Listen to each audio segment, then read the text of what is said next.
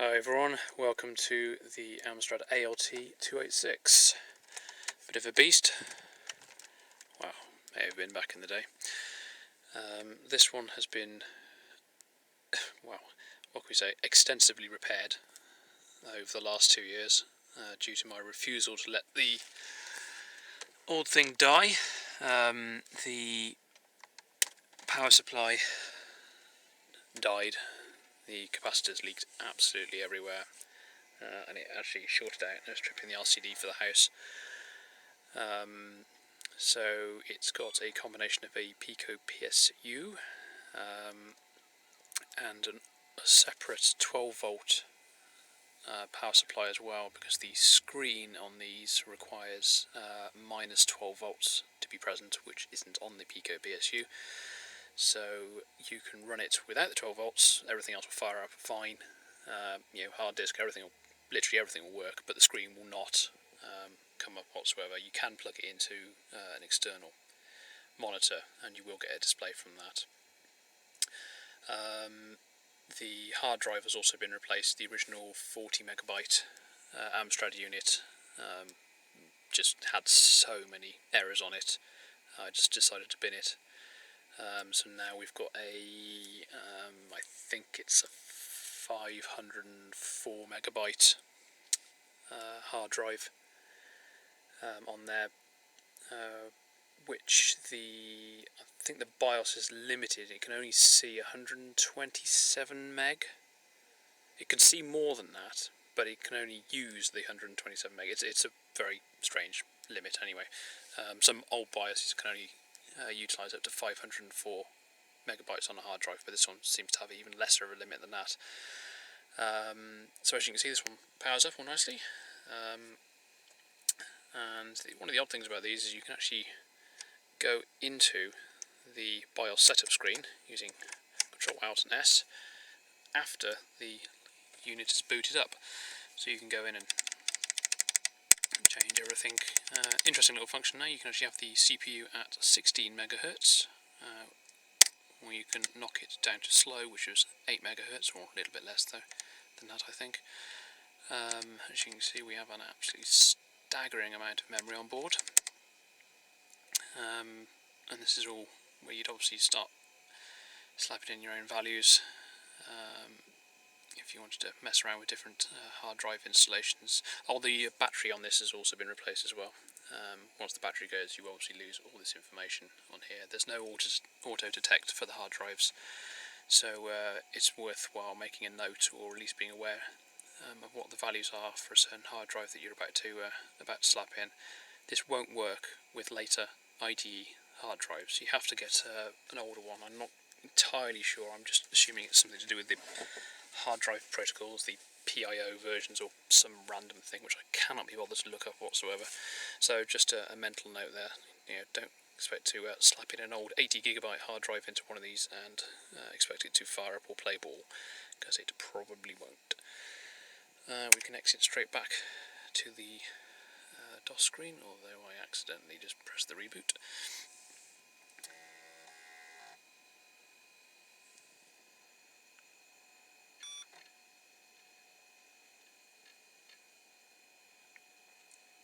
I've got a few of the original Amstrad Utilities here as well.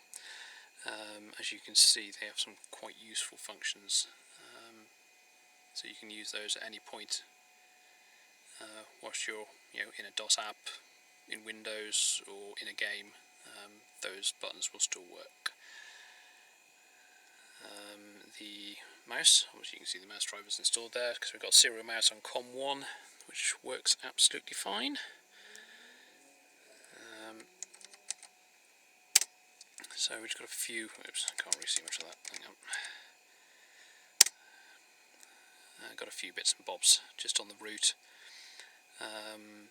We've got, don't get too excited about Wolfenstein 3D. It doesn't work because it was obviously the completely wrong version. Anyway, ignore that. So yeah, we've got Windows on here. We've got Laplink as well, if all those people remember Laplink back from years ago. And a few games that run just about. So yeah, lap link. This is version 2.16b. A lot of you probably haven't seen this for quite a while. Bizarrely, I use this for creating a serial link between this machine and another old laptop over there. That's a 486 SX20, I think it was. And those two will happily chat to each other via lap link, throwing software and games back and forth instead of having to rely on floppy disks. So it's actually quite useful. Also got the later version, lap link 5 on here.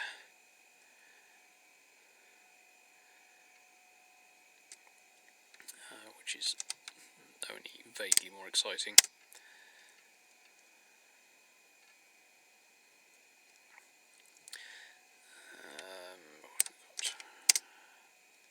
Oops.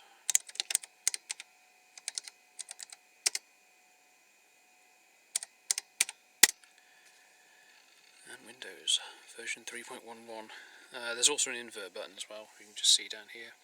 As you notice, the screen is actually inverted, as they were on these early ones, so you literally flick it across, and certainly you get all the correct colouring with 32, I think it's 32 shades of grey on this particular display. You do get normal VGA output, all colour and everything else via the external VGA output on the back of the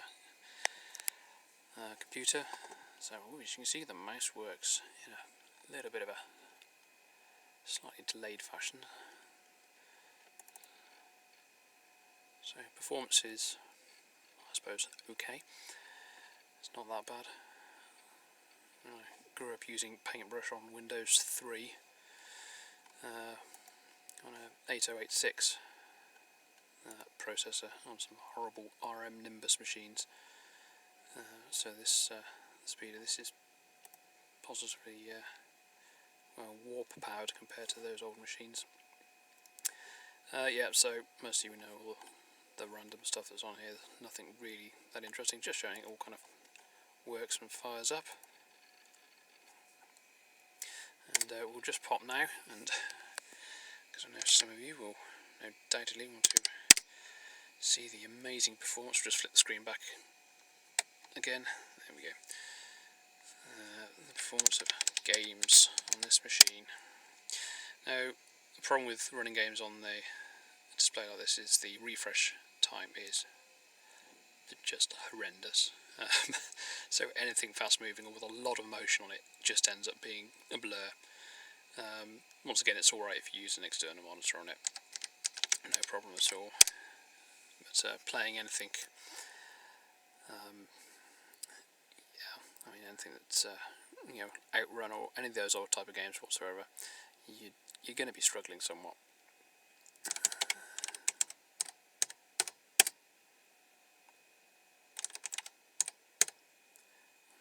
I think it's Monkey. No, it wasn't that.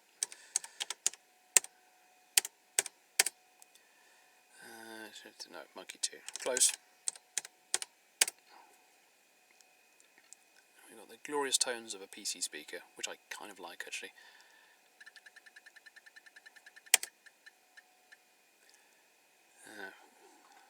Flip the screen across again. Oh, I don't know. Whatever.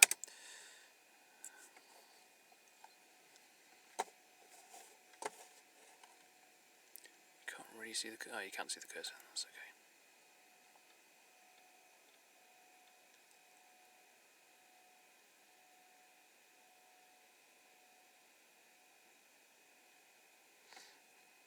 The intro that everyone's well aware of. You notice there's actually a strange blemish on this screen just there. No, I'm not sure if that's a pressure point where something's been maybe laid on the back of on the lid or something for many years, but it's there. It doesn't really particularly bother me.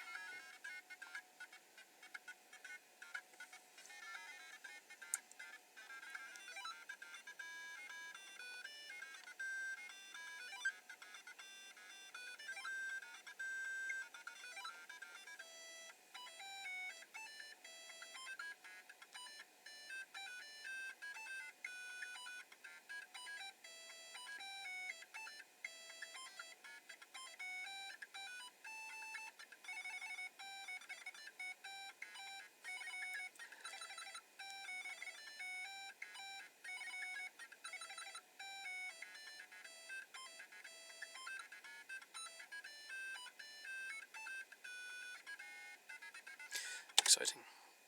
Oops, wrong one.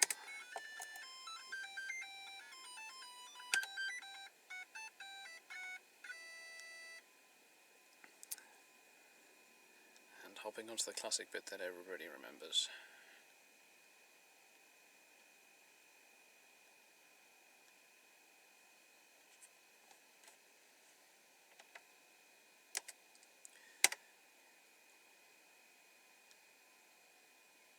You can see what I mean about the movement and the refresh rate. It's not the greatest. It is what it is.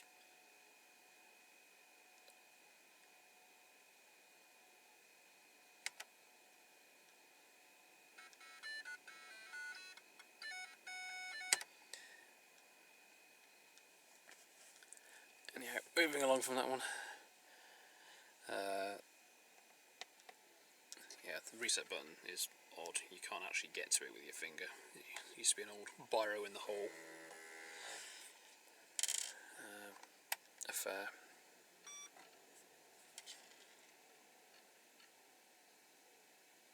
So yeah, I will do another video showing you the interesting insides of this machine. The floppy drive has been replaced,